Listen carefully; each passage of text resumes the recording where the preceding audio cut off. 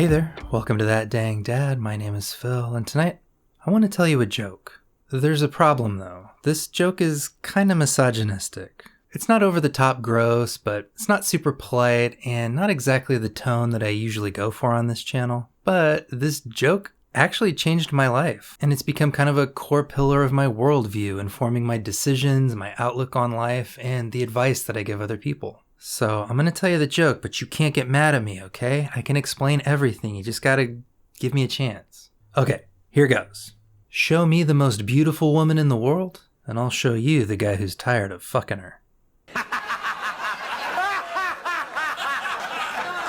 I'm not sure where I first heard this joke. In my memory, it was part of some stand-up comedy routine that I heard in my 20s, but a cursory Google search seems to indicate that this line was popularized by the 2007 thriller Perfect Stranger, starring Halle Berry and Bruce Willis, a film I have no recollection of ever seeing. A version of it appeared in the 2008 film Filth and Wisdom, directed by Madonna of all people, and a 2010 episode of 2.5 Men, neither of which I have watched. I did find an ancient Google Answers forum archive that claims that this joke appeared in the 2001 film Sidewalks of New York, haven't seen it, and the year 2000 book True Story, a novel written by Bill Maher. I would fact check that, but nothing in this world could force me to read something written by Bill Maher. That same thread also mentioned a 1980s Playboy interview with Rod Stewart where he says, "You can be with one of the most beautiful women in the world and still be unhappy." It's not exactly the same, but maybe that was the seed that germinated the eventual joke. So anyway, somewhere between 1980 and 2010, a version of that joke found itself on a collision course with a 20-something Phil. And I heard it, and I laughed like most crass boys of a certain age would. But as I hit my late 20s and early 30s, that joke stayed in the back of my head, but not as a commentary on male sexuality. Instead, it became kind of a metaphor for a phenomena I noticed in my own life and the lives of my peers. I'll explain it like this. I was born in Southern California, and I lived there until we moved to Austin, Texas when I was 8. Then we moved back to Orange County when I was 14. In my 20s, I took trips to places like Chicago and New York and Boston and Seattle and Philadelphia and Vancouver, and I was convinced that I needed to get out of California and find a new city to live in to be happy. I would visit all these hot, hip, happening towns, and I'd go drinking with the locals or exploring on foot, and I would picture myself living there and having adventures, the kind of thing you do when you're young. Except visiting a town and living in a town are not the same thing. Vacations to new places are fun because they're breaks from normal life. You're probably staying in a hotel or maybe crashing with a friend. You're sampling local restaurants, you're exploring local attractions, and you're not working your normal 9 to 5. You're not commuting and picking up dry cleaning and worrying about rent. Your experience of the town is real, but it's not your real life. And what got me thinking about that was how many people I would meet in other cities who would tell me, "Oh, you're from Orange County? Whoa, you live near Los Angeles? Oh, wow, I wish I could live there. I would be so much happier if I could live near the beach and the restaurants and the glitz and the glam." I started to notice that people were fantasizing about living in a place that I couldn't wait to get away from. Show me the most beautiful woman in the world, and I'll show you the guy who's tired of fucking her. Show me the most beautiful city in the world, and I'll show you the guy who's tired of living there. In a similar vein, when I decided to become a cop in my 20s, I know. I applied to probably 50 different agencies. I wasn't getting job offers, so I paid my way through a local police academy just to boost my chances. During that year-long period of academy training and job hunting, I fantasized about how cool it would be to finally get hired and be a real cop. I fantasized about all the adventures, all the prestige, the cool gear, being a detective, solving mysteries. And then I got hired, and I passed probation, and I had some adventures, got involved in some wild stuff. But by my 4th or 5th year on the job, I could feel myself getting jaded and lazy and bored. And then I would meet kids signing up to be explorers or cadets. I would help train at my local academy and meet trainees like I had been years prior. And they would be so jazzed, like, I can't wait to be a cop like you. It's going to be so fun. Can't wait to get out on patrol and go hunting for bad guys and solving crimes. And in my head, I'd just be like, what do you find out the job is like 1% excitement and like 99% boring burglary reports that nobody's actually going to investigate. Show me the most beautiful woman in the world, and I'll show you the guy who's tired of fucking her. Show me the most exciting job in the world, and I'll show you the guy who's tired of doing it.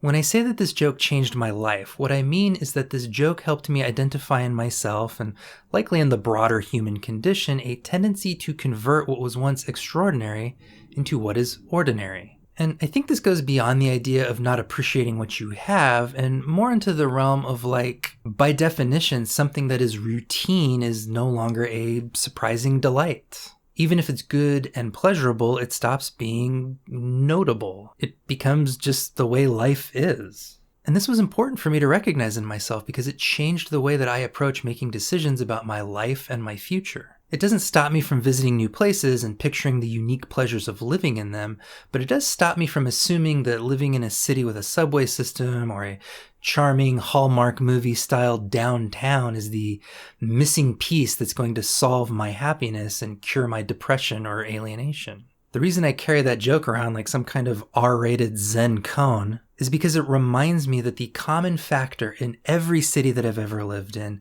every job that I've ever worked, and every relationship that I've ever been in is me, my mental habits, my attitude, my participation.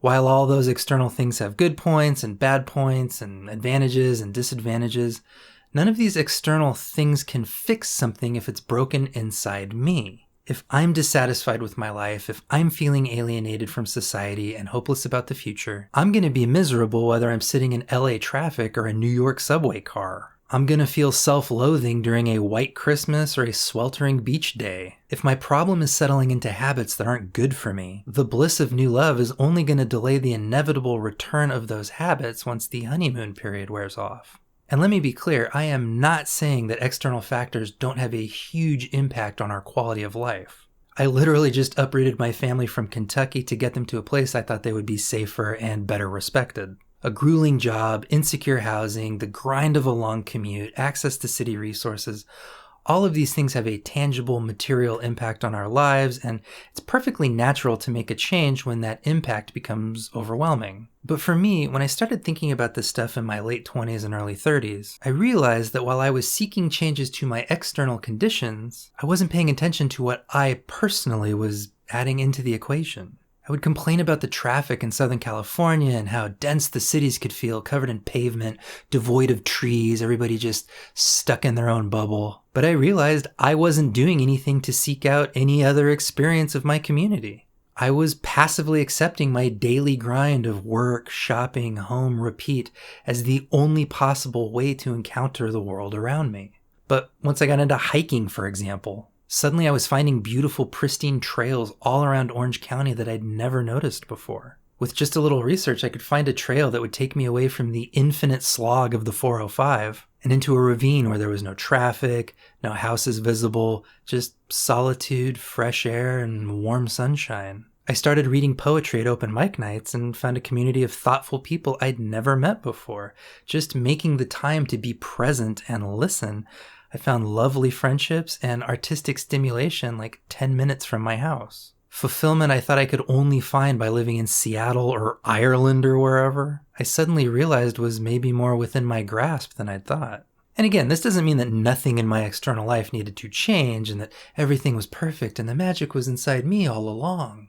And this doesn't mean that you should just stay where you are and never move or switch careers or exit a relationship that isn't working for you. This realization about myself didn't lock me into place. It actually freed me up to make better decisions from a more productive vantage point because it helped me realize that my happiness and my fulfillment weren't and couldn't be tied to finding the perfect job and the perfect city. If I was always seeking a job that I'd never be bored of, I'd constantly be bouncing around and chasing novelty. If I was always seeking a city that felt like an adventure 24/7, I'd never be putting down roots and building a community with others once the shine was off the big apple, so to speak. Because it turns out inside me there were two issues I was trying to address. One was concerned with external quality of life factors like long commutes, walkable cities, cost of living, access to resources. But the other issue was with how I engage with the world, how I choose to interact with my community, and how I interpret my own dissatisfaction and alienation. The reason that this realization was so freeing, the reason that I carry this joke around with me, is because it helps me remember not to force any one job, any one city, or any one lover into having to address both of those issues at the same time. Because they can't. Jobs and cities and partners can all improve your quality of life, but in my opinion, they can't actually bring you self-actualization or self-satisfaction or self-motivation. They may have an effect on your access to the resources you need to seek those things, but they can't do the work for you. So if you're chasing that perfect external situation, waiting to find the one that makes you different internally, that makes you better, I'm afraid you're going to be chasing for a long time, and that's going to be tiring. Instead, I think we have to seek changes that exist in parallel between the internal and the external. By all means, move to a city that has resources you need or politics that you vibe with. By all means, get a new job that pays better or stimulates your creativity or accommodates your disability. And by all means, seek out a companion or a partner that fulfills your needs. But at the same time, understand that you have to do the work internally and motivate yourself to make the most of those situations. You have to show up. You have to engage. And there's no well-funded public transit system in the world that can force you to approach the world with an open, eager heart. No job, no city, and certainly no relationship is going to be perfect and fresh and new forever. And when that perfection fades, when that novelty wears off, what remains is you and your engagement with those things. And that's what can make the difference between long-term fulfillment or dissatisfaction. And if it sounds like I'm preaching to you from a place of detached, exalted wisdom, believe me, I'm saying all this to myself as much as to anybody else. My anxious mind likes to invent all these horrific scenarios to obsess over. What if I lose my cushy job? What if I lose my nice house? What if we're forced to move back to Kentucky to move in with my parents? And one of the techniques that I try to practice is to say, okay, yes, that could happen. So if it does, what can I do to stay happy? How can I make the most of the shitty new normal? If my entire life goes wrong and I'm forced to become a Canadian lumberjack like at the end of Dexter, spoiler alert, if I'm not gonna self-yeet, that means I need to try to figure out how to find fulfillment where I am, even if that's down here at rock bottom. I am not saying you can bootstrap your way out of depression, and I am not saying that politics and power structures don't foreclose on many people's abilities to thrive. I'm just saying, at some point, you have to focus on what you can control, and most of the time, you can only control yourself. Show me a guy who's tired of fucking the most beautiful woman in the world, and I'll show you a guy who isn't taking ownership of his own fulfillment. Or something like that, I don't know. Anyway, what do you think? Am I basing too much of my worldview on an archaic joke, or is there something there? Have you ever had to confront that it was you bringing a bad attitude to a situation? Let's talk about it down in the comments. Thank you so much for hanging out with me tonight. Make sure to open hand slap that like button. And as always, please share this video with a friend, a lover, or a hated rival. I appreciate your time, and I hope to see you again on the next one. Have a good night.